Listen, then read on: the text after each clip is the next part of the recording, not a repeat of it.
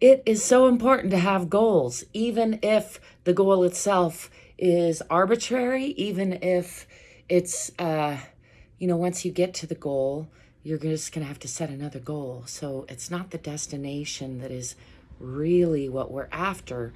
It's enjoying the process. However, if we don't have a destination in mind, we will often just flounder and not gain momentum in the direction that we're trying to go. So I find having goals, even if they're arbitrary goals, is the key to gaining positive momentum.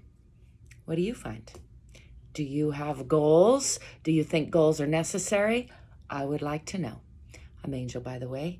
Give me a thumbs up, subscribe to my channel, and check out my store, Sleeping Dragons Company, over on Etsy right now, with lots of natural aromatherapy perfumes and blends such as this one, the Relaxing Blend.